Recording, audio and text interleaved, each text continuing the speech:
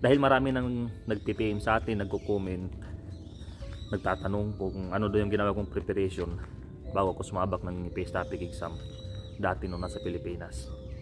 Kasi ako dati Chingodol, hindi ko naman pagmayabang sa inyo. Isang beses lang naman ako nag-take na exam. Tapos yun, sakto lang yung score, 140 out of 200. Sakto lang. Dati nga sabi ko kahit 110 lang ayos na sa akin. Chingodol, annyeonghaseyo. So, kumusta kayo? Wala tayong pasok din ngayon kasi Sabado. Di naman na tanto gaano kakano dito ng kalamig. Pero masakit pa rin sa balat. Andito naman ako para mag-share sa inyo, Chingodol. Marami na kasi nag-PM sa atin, nagko-comment sa mga video natin. Nagtatanong kung ano yung mga ginawa kong preparation dati nung ako'y patake pa lamang ng exam sa Pilipinas, ng PACE topic. Kasi ako dati isang beses ko lang talaga na-take yung exam. Saka sa awa ng Diyos pumasa naman. Yung nakuha ko lang yung score dati, 140 out of 200. Itong i-share ko sa inyo, Chingodol, base lang to sa aking experience nung bago ako sumabak na exam. 3 buwan yung aking preparation bago ako sumubok sa exam.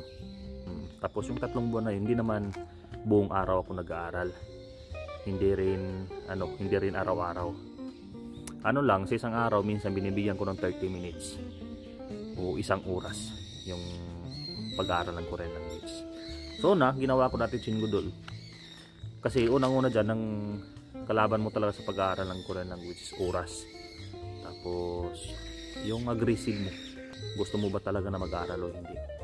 Aggressiveness, gano'n. Kinakabisado ko talaga yung Korean alphabet, Chingodol. Kailangan talaga makabisado yon, ma-memorize. Kailangan natin yon matutunan kung paano isulat, paano bigkasin, paano yung tunog. Kasi yun yung pinakamahalaga. Hindi ka makakabuo ng mga words into Korean kung hindi mo na-memorize yung mga Korean alphabet. Tapos next preparation ko, Chingodol, pagkatapos nyan is nagbasa ako. Basa ng basa lang, bago ako matulog ng gabi, nagbabasa talaga ako. Kahit hindi ko maintindihan, tuloy nyo lang yan kasi normal lang naman yan lalo na baguhan pa tayo at saka di tayo pamilyar sa mga words ng Korean. So yun, tuloy lang ng pagbabasa. Pagkagising sa umaga, nagmumuktis din ako, Chingodol. Araw-araw yung ginagawa ko. Nang sa ganun, mas mahasa ako sa listening.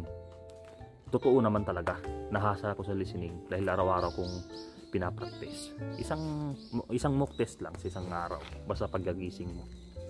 Tapos next preparation mo dyan, Chingodol, kung magbubukabs ka, limitahan nyo lang 3 to 5 vocabs a day. Yun, isulat nyo ng paulit-ulit, kabisaduhin nyo. Huwag nyo nang dagdagan kasi ipagpalagay natin kapag nakabisado ko ng 10 vocabulary, 50 na vocabulary sa isang araw. Pagdating ng isang linggo niyan, makakalimutan mo yan. Basta lang, 3 to 5 vocabs a day lang yung kabisaduhin nyo. Isulat nyo ng paulit-ulit. Tapos bigkasin nyo ng paulit-ulit. Yun. Tapos, ang pagkakabisado naman ng vocabs, Chingodol, una yung kabisaduhin talaga is number. Pinakamahalaga yung numbers. Kasi lalabas din yan sa exam lalo na yung oras. Lalabas yan yung sino number at saka yung pure number ba yun or native number.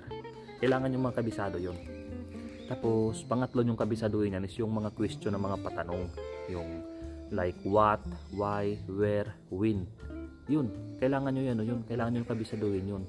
Kasi kapag hindi nyo na-memorize yan o hindi nyo nakabisado, hindi nyo masasagutan yung mga tanong sa exam. Oo, kasi hindi mo alam hindi mo alam yung question. Halimbawa, yung question pala doon is why, tapos yung naintindihan mo doon is what. So, pipili ka doon sa choices. So, wala na, mali ka na. Kasi mahalaga talaga na makabisado natin yung mga question. Yung mga what, ganun, where, when. Kasi halimbawa, kapag yung tanong doon is where, siyempre, place yung hinahanap. Madali mo nang hanapin doon sa choices.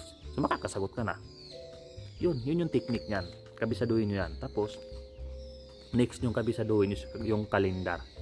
Kabisaduhin nyo kasi lalabas sa exam yan. Lalabas yan. Tapos, next nyo pang kabisaduhin, Chingodol, yung month. Yung month at saka yung days of the week. Lalabas yan. Kabisaduhin nyo yan. Pinakamahalaga yan. Tapos, yung sa akin pa dati, yung mga counters. Yun yung pinakamahalaga. Kabisaduhin nyo yung counters ng tao, counters ng oras, counter ng minutes, mga ganon, counter ng floor, counter ng sasakyan, yung mga ganyan. Kabisaduhin nyo yan kasi lalabas din yan.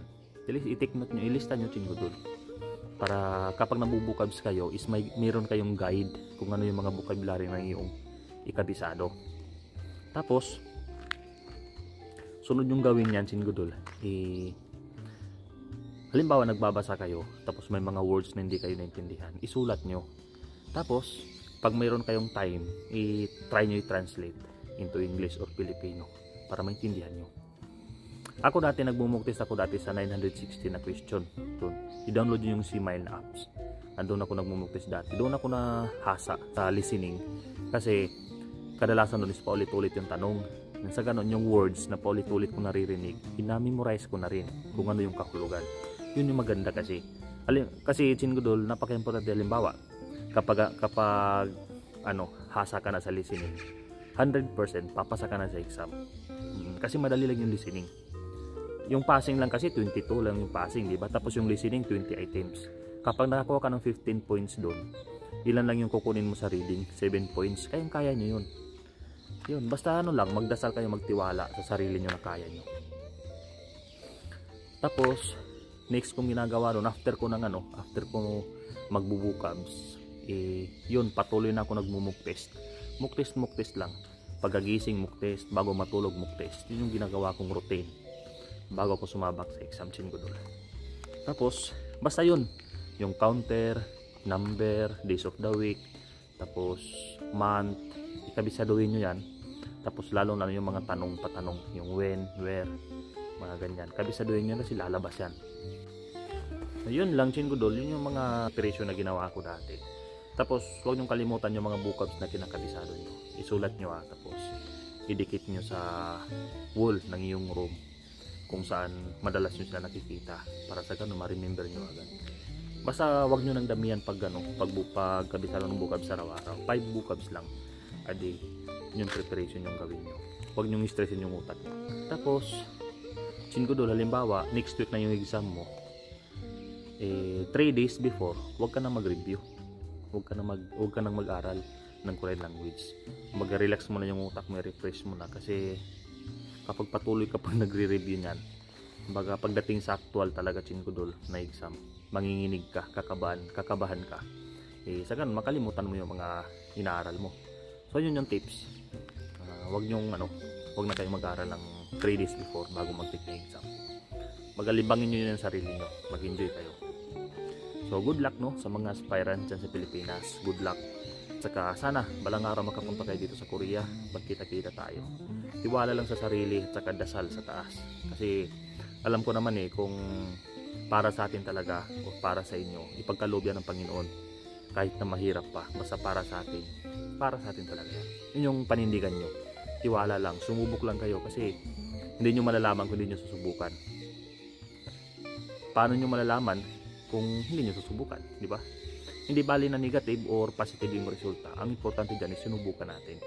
Kasi doon lang naman tayo matuto So yun lang Thank you sa suporta ninyo Chingodol May Facebook page pala tayo, Chingo Daniel in Korea. Tapos kung gusto nyo pwede nyo i-message doon, i-follow nyo ako. Tapos dito sa YouTube pa-subscribe naman. Salamat At saka may TikTok din pala tayo, Chingo Daniel. Kita-kits tayo soon dito sa Korea Chingodol. Grabe yung dito walang katao-tao. Yung maingay dito yung mga langgam kasi nasa bukid kami. So yun lang bye bye.